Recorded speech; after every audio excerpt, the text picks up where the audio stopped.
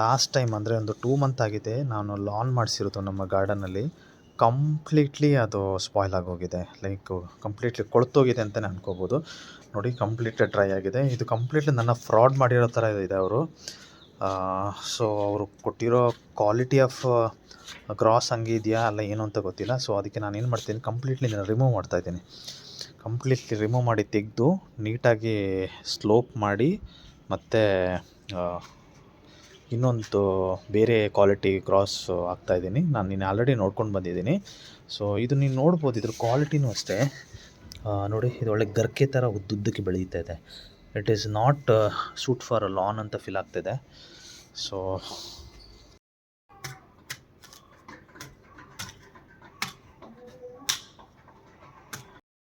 So ಇವತ್ತಿಗೆ ಕೆಲಸ ಮುಗೀತು, ಸಾಕಾಗೋಯಿತು. ಲೈಕ್ ತುಂಬ ದಿನ ಆಯಿತು ಈ ಥರ ಒಂದು ಹಾರ್ಡ್ ವರ್ಕ್ ಮಾಡಿ. ಸೊ ಅಭ್ಯಾಸ ಇಲ್ಲದೆ ಇರುವಂಥ ಕೆಲಸ ಆಗಿದ್ದಕ್ಕೆ ತುಂಬ ಕಷ್ಟ ಆಗ್ತದೆ. ಸೊ ಇಲ್ಲಿ ನೋಡಿ 2 ಪಾರ್ಟಿಷನ್ ಮಾಡಿದ್ದೀನಿ. ಸೊ ಮ್ಯಾಕ್ಸಿಮಮ್ ನಾನು ಈ ಕಡೆ ಕಂಪ್ಲೀಟ್ಲಿ ತರಕಾರಿ ಏನಾದರೂ ನೆಡೋಣ, ಇಲ್ಲಾಂದರೆ ಫುಲ್ ಗಿಡಗಳು ನೆಟ್ಬಿಡೋಣ. ಸೊ ಇದು ಅದಕ್ಕೆ ಸೆಟ್ ಆಗುತ್ತೆ, ಯಾಕಂದರೆ ತುಂಬ ನೀರು ನಿಂತ್ಕೊಳ್ಳೋದ್ರಿಂದ ನನಗೆ ಮಾಡೋಕ್ಕಾಗ್ತಾಯಿಲ್ಲ.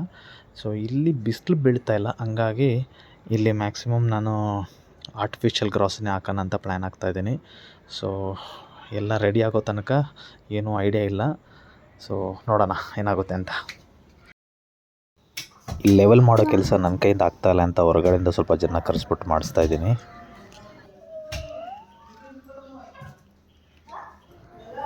ಫೈನಲಿ ಲೆವೆಲ್ ಮಾಡಿ 2 ಪಾರ್ಟಿಷನ್ ಮಾಡಿದ್ವಿ. ಸೊ ಇನ್ನು ಅದ್ರ ಮೇಲೆ ಗ್ರಾಸ್ ಹಾಕೋ ಕೆಲಸ ಇದೆ. ಫೈನಲಿ ನಮ್ಮದು ಲಾನ್ ವರ್ಕ್ ಮುಗೀತು.